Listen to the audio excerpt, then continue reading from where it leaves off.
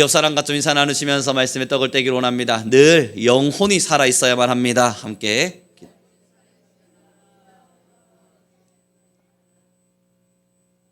그렇습니다. 여러분이 육체의 6, 70년, 길어서 8, 90년, 좀 더 길어서 100년과 110년, 더 어마어마하게 살아서 끔찍히 살아가는 120년, 그 이상을 우리가 어떻게 더 넘어갈 수 있겠습니까? 넘어가지 못할 텐데요. 우리가 그 시간들을 살아가는 이유가 뭔가 요즘 다시 되뇌어보고 고민해 봅니다. 많은 사람들은 돈을 얻으려 합니다. 또 많은 사람들은 명예를 쫓아가기도 하죠. 그리고 많은 사람들은 이 나이 들어감과 노후함을 막아가고 또 건강을 지켜가면서 나름대로 생명 유지에 자신의 인생을 걸기도 합니다. 나이가 들어가면 들어갈수록 생명 유지가 어쩌면 그들의 사명과도 같이 느껴집니다만, 여러분, 육체는 살아있으나 영혼이 죽으면 그 모든 것이 무의미합니다. 우리가 오늘도 생명이 살아있는 이유, 오늘도 우리가 호흡하고 있는 이유, 오늘도 살아가야 하는 이유는 우리의 육체에 뭔가를 거두고자 하는 게 아니라 영혼을 깨끗이 살려내기 위해서입니다. 그래서 여러분, 아직 살아있는 이유가 뭘까? 요즘 저는 답을 내립니다. 아직 저의 영혼의 상태로는 주님 앞에 설 수가 없기 때문입니다. 그래서 하나님이 다행히도 아직 저를 살려주셔서 영혼의 때를 예비하고 준비할 수 있도록 해 가시는 겁니다. 그러다 어느 날 영혼의 때가 다 예비되고 준비되면 하나님께서 수고했다 한마디를 던지며 저를 오라 말씀하실 줄 믿어요. 그러니 우리 모든 인생을 살아가는 성도님들의 삶도 마찬가지지 않을까 싶습니다. 오늘 우리가 살아가는 이유는 생명을 잘 유지하는 것도 아니고 명예를 얻고자 하는 것도 아니고 하나님이 기회를 주신 겁니다. 아직은 영혼이 살아야만 하기에. 오늘의 본문을 다시 한번 더 읽었으면 좋겠고요. 약간 울림의 소리를 좀 잡아주셨으면 좋겠습니다. 전파 타는 지 소리가 좀 들리지 않나요? 제게는 크게 들려서 조금 잡아주시고요. 11절 12절입니다. 같이 읽겠습니다. 자,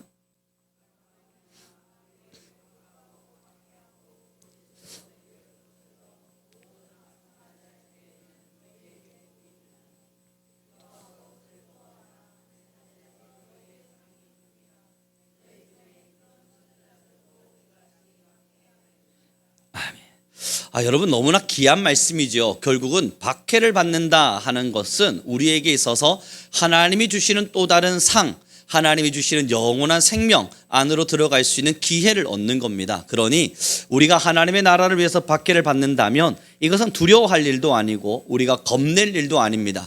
우리가 살아가고 있었던 목적인 영혼의 때를 얻을 수 있기 때문이죠. 그런데 문제가요, 많은 성도들의 오해가요, 하나님 앞에서 받는 박해와 내 실수로 이루어지는 고난을 오해하며 살아가는 것이 너무나 많다는 것이 문제가 됩니다.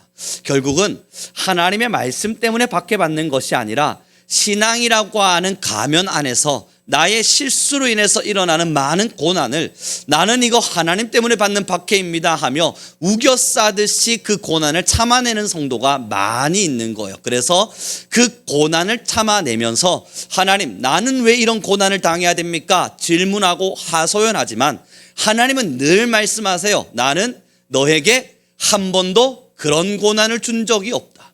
너에게 그 고난을 선택하라 말한 적도 없다. 문제는 성도의 귀가 닫혔고 눈이 막혔고 하나님의 음성을 들을 수 있는 능력이 없다 보니 자신의 인생 속에 일어나고 있는 일, 나의 실수로 인해서 일어나는 많은 일을 신세한탄하듯이 하나님 탓으로 돌리고 그렇게 자기 위로를 삼으며 사는 게 문제가 되는 겁니다. 자, 여러분, 예전에요, 제가 신학교에 있을 때에 한 교수님이 우리 신학교 안에서 논쟁 하나를 던지셨습니다. 주제를 주었는데 여기가 신학교라 생각을 하고 우리 성도님들도 한 번쯤 풀어보셨으면 좋겠습니다. 어느 날 한 성도가 하나님 앞에 큰 은혜를 받았습니다. 내가 이제 하나님의 복음을 가지고 살아가야겠다 하는 마음이 굳게 맺혀졌습니다. 아침에 일어났고 복음을 전하러 가려고 마음을 먹었습니다. 가는 것이 너무나 어려웠지만 그러나 수치스럽고 부끄러운 감정 숨겨가며 가자, 내가 복음을 전하러. 그렇게 복음을 전하기 위해서 용기를 내었고 가고 있는 중이었습니다. 실제 있었던 이야기예요. 열심히 가고 있는 중에 한 사람을 만나게 됩니다. 그 사람이 누구냐면 예전에 내가 돈을 빌렸던, 그러나 여전히 갚지 않고 있었던 그 사람을 마주한 겁니다. 그 사람이 이제 전도하러 가는 그 사람에게 말한 겁니다. 내 돈 왜 안 갚습니까? 빨리 내 돈 갚으십시오. 길거리에서 말 그대로 우리 부산말로 닦아씌움을 당한 거예요. 집으로 돌아왔습니다. 그리고 하나님께 하소연합니다. 하나님, 내가 당신의 이름을 가지고 복음을 위해 살겠노라 결심했는데 이런 수치를 내게 주시면 어떡합니까?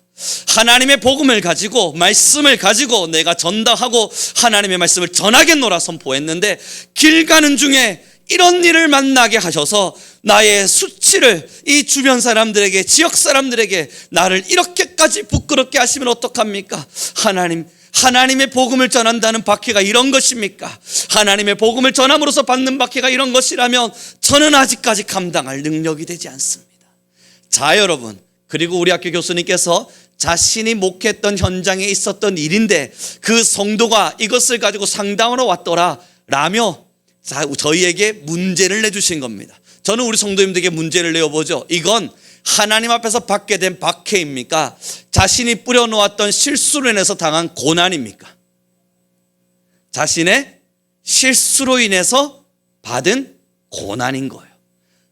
사랑하는 성도 여러분, 이것이 너무나도 뚜렷이 보여지는 현실 속에서는 우리는 내 일이 아니니까, 저 집사님의 일이고 저 권사님의 일이니까 야, 저거는 실수지, 저건 실수로 인해 받는 고난이지 라고 쉽게 말할 수 있지만, 만약 여러분들께서 길을 가는 중에, 우리 권사님들 집사님들 중에는 그런 분들 없으시겠지만 복음을 위해 가겠노라 길 가는 중에 나에게 돈 구워준 사람을 만나서 온 동네 사람들이 있는 데서 수치 모욕을 다 당했습니다. 어떤 마음이시겠어요?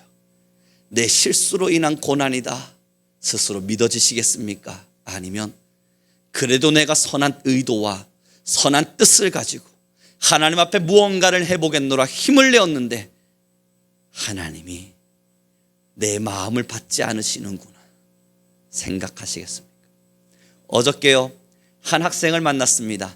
그 여하구가요, 제게 물었습니다. 남자친구를 사귀었는데 한 달 전쯤 되었답니다. 아, 그래? 아, 축하한다 라고 이야기를 나눴죠. 그리고 그 여하구가 이야기를 했어요. 그런데 그 친구가 믿지 않는 친구입니다. 목사님, 야, 하필 왜 믿지 않는 친구를 만났니? 이야기를 한참을 나눈 중에, 그러나 목사님 걱정하지 마십시오, 희망이 보입니다. 아, 뭐가 희망이 보이냐? 그 남자애가 교회를 가겠다고 약속을 했습니다. 아, 그래? 나는 사실 그 약속 그리 믿질 않지만 너에게는 그게 희망 고문과 같이 희망처럼 보인다면 어쩔 순 없지 라고 이야기를 해주었을 때 그 조건이 있답니다. 대신에 뭐냐면 한 주만 나랑 놀러 가면 한 달에 3번은 교회를 가겠답니다. 그래서 뭘 선택했느냐 물었더니 그 여하구가 명확하게 말해 주었습니다. 목사님, 3번을 교회를 데려갈 수 있고 믿지 않는 자에게 3번을 복음을 전할 수 있고 교회 가서 하나님을 영접할 수 있는 기회를 3번을 줄 수 있다면 그래도 제가 한 번쯤 그를 따라가는 거 나쁘지 않지 않을까요? 밥 먹다 말고 일어났습니다. 일어나, 가자. 자, 여러분, 저는 그에게 말할 수 있어요. 이 길을 가다가 너의 신앙이 미끄러지면 이건 하나님 앞에서 의를 위하여 달려가고 있는 너의 열심에 하나님이 거시는 브레이크고 하나님이 주신 박해고 하나님이 주시는 고통이고, 아니면 너는 이것이 너의 실수로 인해서 일어난 내 잘못이고 너는 이 둘 중에 무엇을 선택할 것만 같니?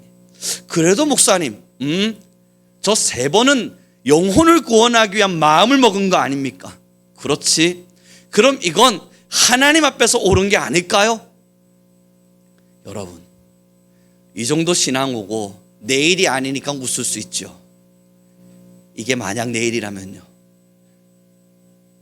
사랑하는 성도 여러분, 이것이 만약 나의 일이라면요. 주일날 한 번만 예배 빠지고 일을 합시다. 그렇게 하면 연봉을 3배 정도로 올려드리겠습니다. 그때 우리의 마음에 합리화가 일어나지 않을까요? 하나님, 그러면 11조를 3배는 더 할 수 있습니다. 한 번만 빠지면 될 문제 아닙니까? 제가 신앙이 흔들리겠다는 게 아닙니다. 제가 하나님 앞에서 실수하겠다는 게 아닙니다. 내가 11조를 더 많이 해서 이 어려운 시국에 하나님의 나라를 세워가는데 힘을 내보겠다는 겁니다. 주여, 내가 한 번만 예배 빠지고 3번은 열심히 나가서 하나님의 나라를 세우는 주의 일꾼으로 살아가겠습니다. 그러다가 여러분 당하게 되는 어려움이 있다면 하나님의 말씀을 듣는 자의 하나님으로부터 받는 박해인가요? 내 실수로부터 일어난 고난인가요? 성도는 영적으로 깨어 있어야 합니다. 영적으로 깨어 있는다는 것은 지금 내가 걸어가고 있는 이 길이 하나님 앞에서 옳은가를 판단할 수 있는 지혜가 있어야 한다는 것입니다.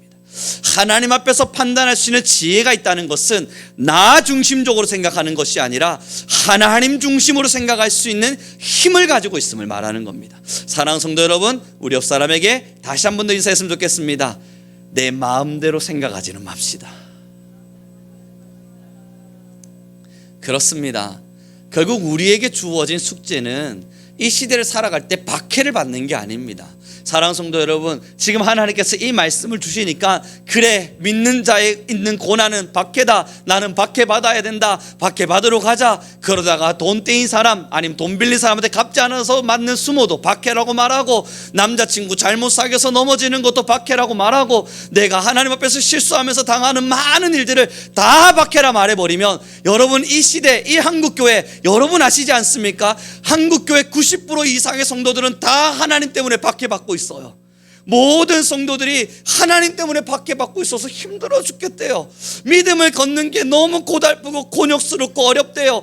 여러분 자세히 들여다보자고요. 정말 우리 유의 깊게 쳐다보자고요. 이 한국 땅에 이 100명의 성도 중에 90%가 넘는 성도들이 목회자들을 찾아오고 믿음의 사람들을 찾아올 때마다 예수님 때문에 박해를 받고 있답니다. 예수님 때문에 고통을 당하고 있답니다.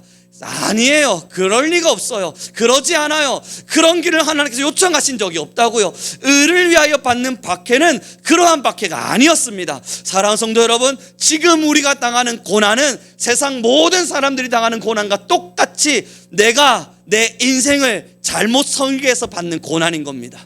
내가 잘못된 길을 선택함으로써 얻게 되는 내 선택의 결과인 겁니다. 하나님께서 이 자연 질서 속에 심겨놓으신 내 선택에 의한 결과, 밥 먹지 않으면 배고파요. 밥 많이 먹으면 배 아파요.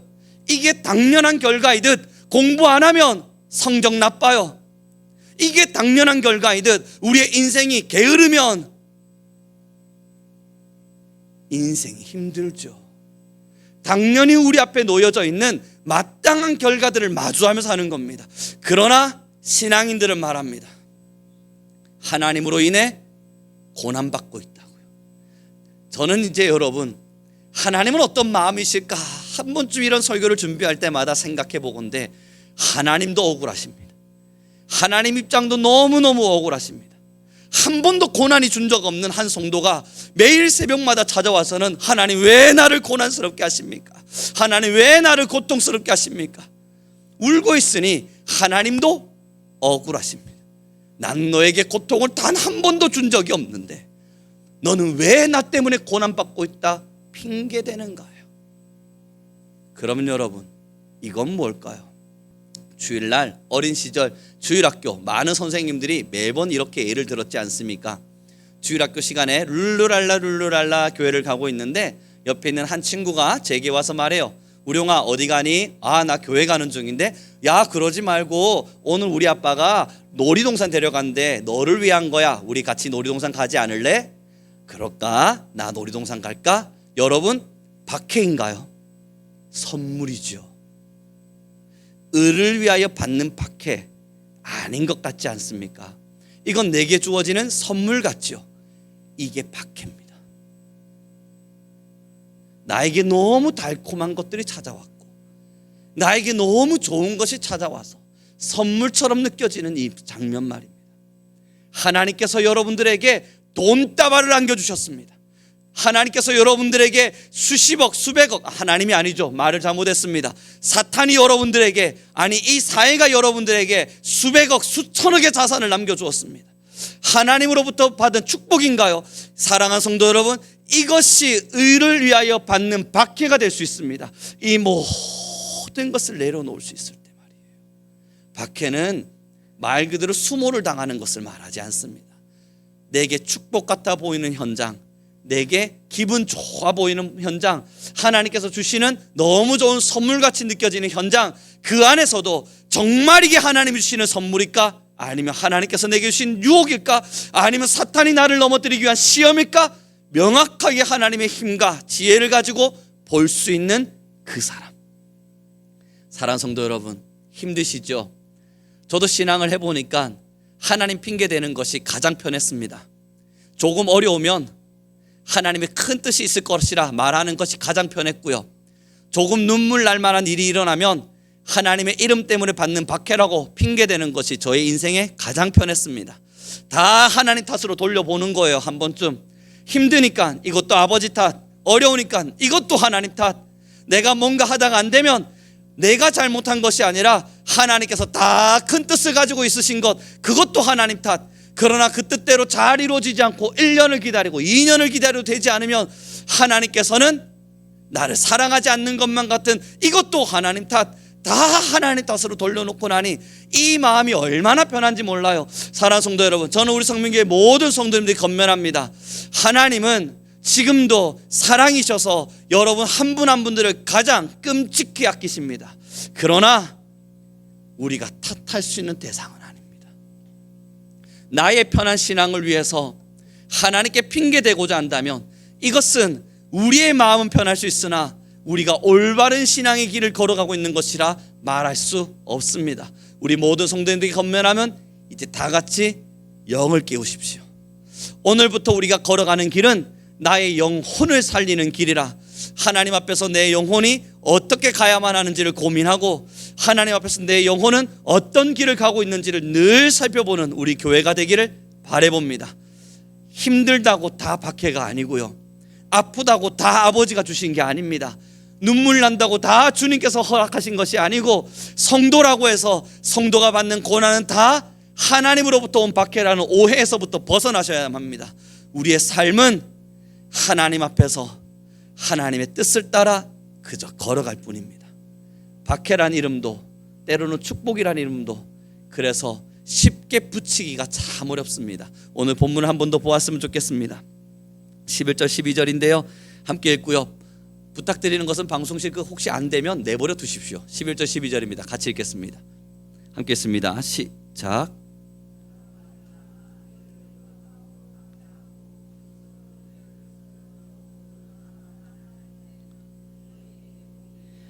기뻐하고 즐거워하라. 하늘에서 너희의 상이 큼이라. 너희 전에 있던 선지자들도 이같이 박해하였느니라.